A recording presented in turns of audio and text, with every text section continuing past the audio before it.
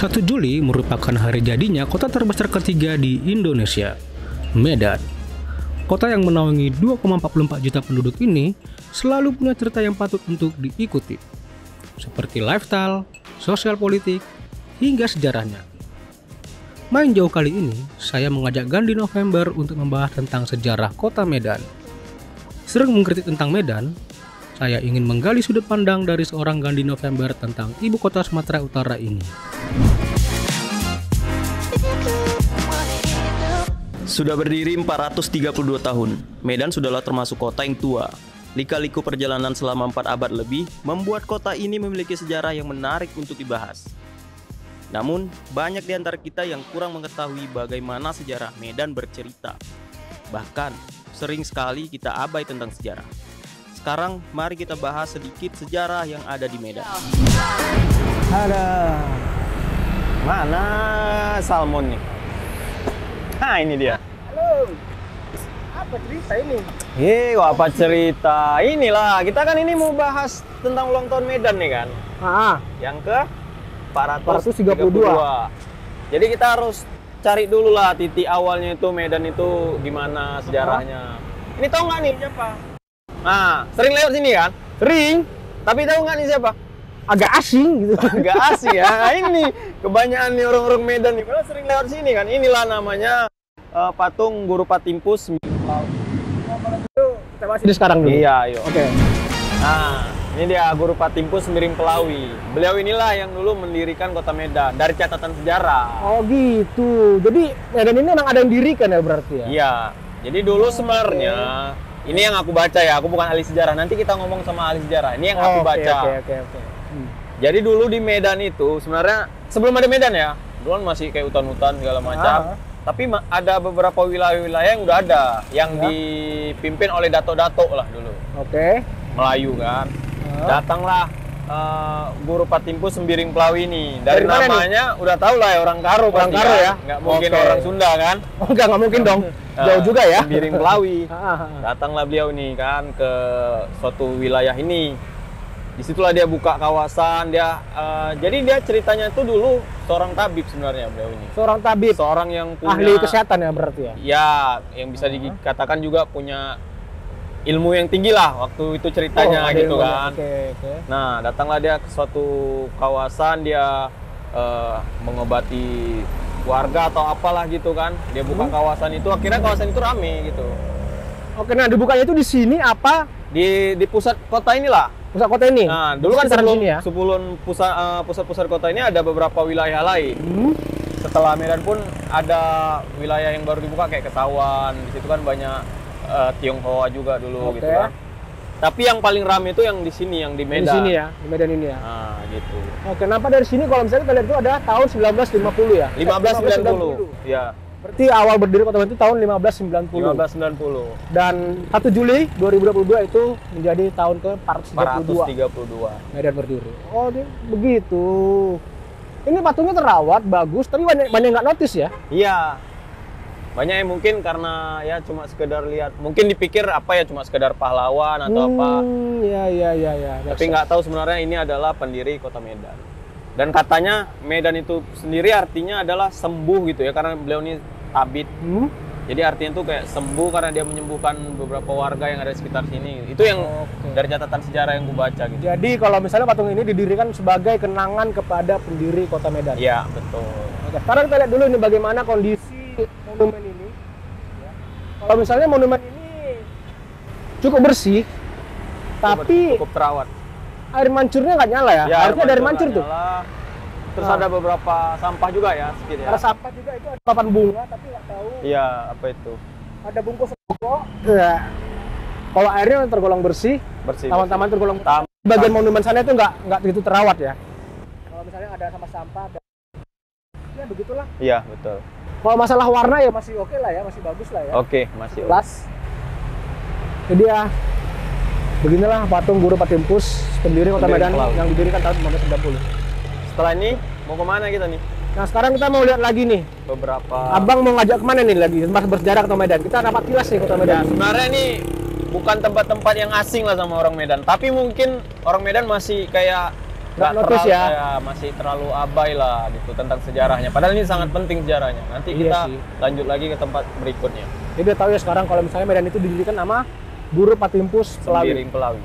Sembiring Pelawi tahun 1590. Oke, sekarang kita ke tempat berikutnya. Yuk.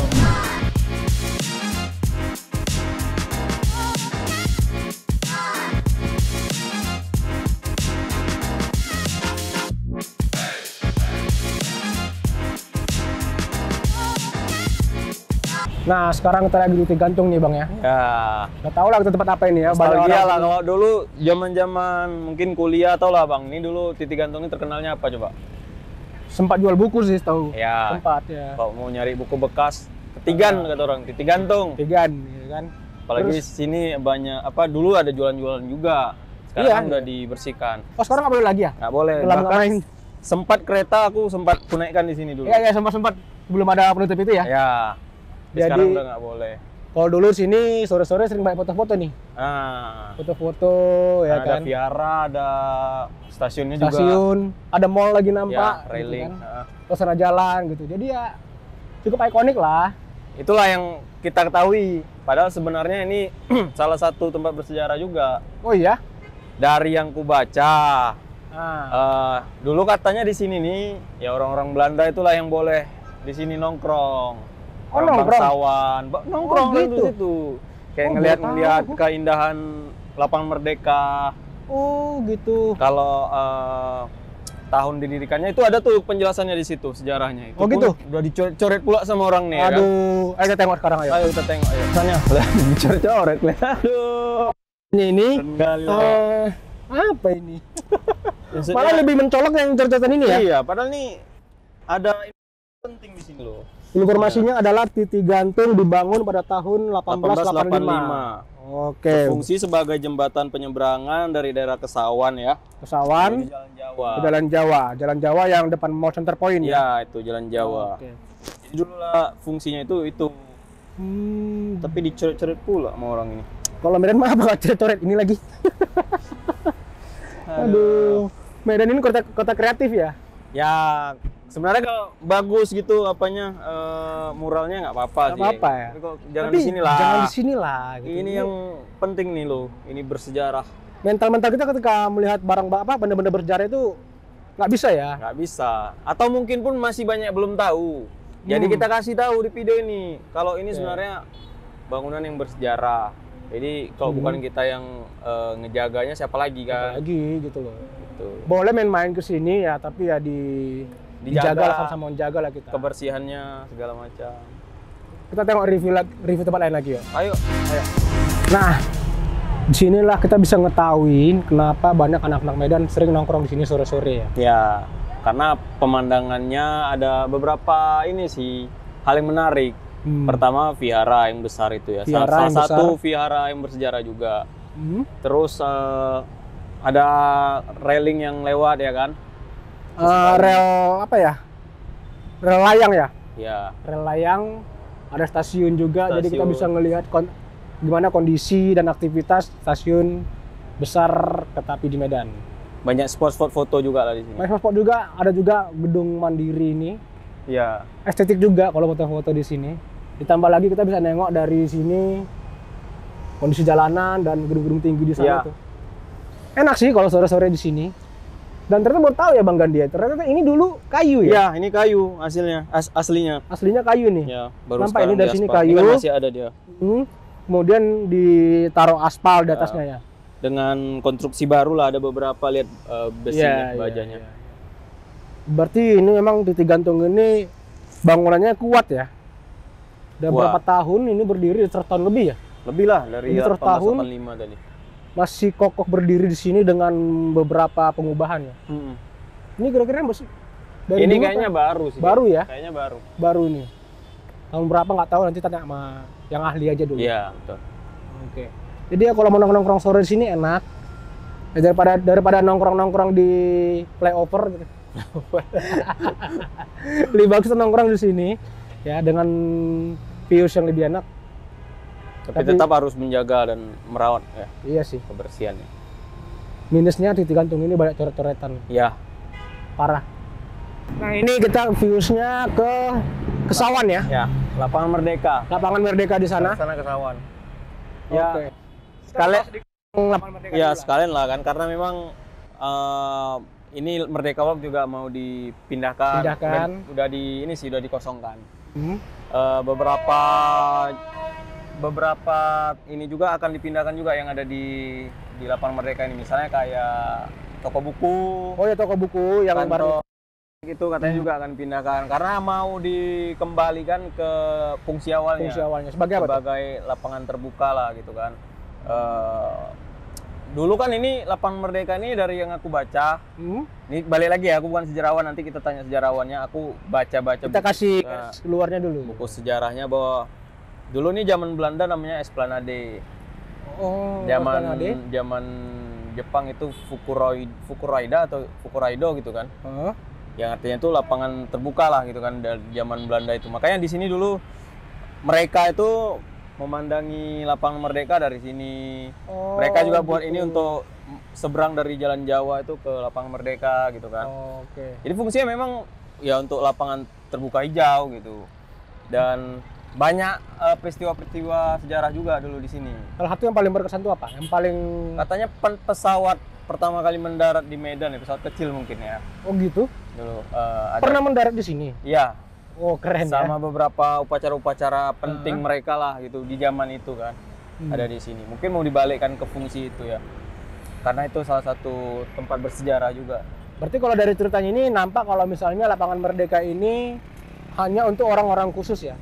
Dulunya. Bangsawan dan bangsa Belanda dulu. Iya, gitu ya? dulunya. Makanya kita sekarang udah bisa nongkrong di sini, udah enak ya, kita jaga Iya. lah gitu kan. Bikin konten-konten prank di Lapangan Merdeka kali ya. Ya udahlah kalau gitu. Itu sekilas kita Merdeka. Kita lanjut tempat lain ya. Di mana ini? Ini tempat yang lebih bersejarah sebenarnya. Oke. Dan mungkin masih banyak orang Medan yang belum tahu. Menarik ini. Udahlah langsung aja yuk. Ayo.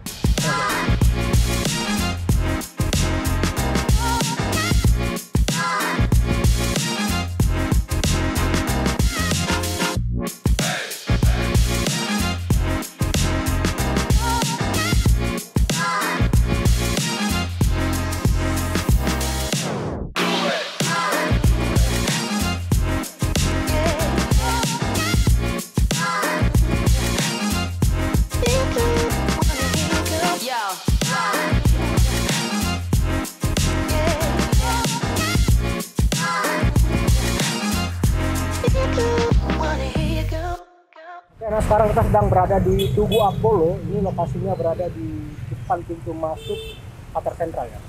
Ya, di Jalan Sutomo tepatnya. Tomo. Jadi kalau misalnya orang bilang ini Tugu Simpang. Nggak tahu kalau orang bilang apa ya. Ya, tapi kalau Tugu Simpang, Tugu itu Simpang aja, ya. gitu.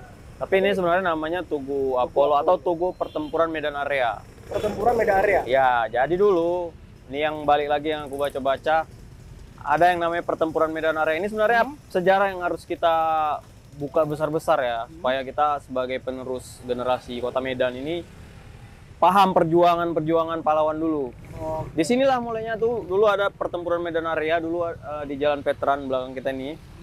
Jalan Veteran itu namanya dulu Jalan Bali. oh Jalan Bali. Nah, tahun 45 tuh masih datanglah sekutu ke sini. Ada satu kejadian, tentara-tentara sekutu itu merusak lencana Merah Putih waktu itu. Jadi ngamuklah pemuda-pemuda Medan kan. Ngamuk, pecahlah perang di sini. Pecah perang di sini. Itulah makanya dibuatlah tugu ini sebagai pengingat bahwa dulu di sini terjadi perperangan itu. Makanya tuh ada gambar-gambarnya tuh. Ya, dari relief-reliefnya itu ada kayak suasana perang gitu ya. Iya. Gambar perang-perang gitu.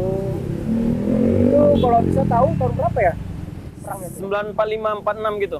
Oh, Di situ juga ada tahunnya kalau nggak salah. Ada tuh 46 ya. itu ada 46. Ah, Itu 45 ya? iya. Oke, jadi memang ini salah satu tugu yang bersejarah. Ini benda lokasi bersejarah juga lah Lokasi bersejarah. yang harus kamu ingat ya.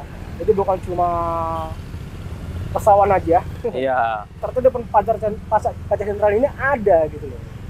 Jadi ya sekarang kita mau lihat dulu sekeliling ya Nah, kondisi kondisinya. Karena ini kan sebenarnya bangunan penting lah. bangunan penting ya. Tapi kita lihat apakah ini terawat atau enggak. Oke.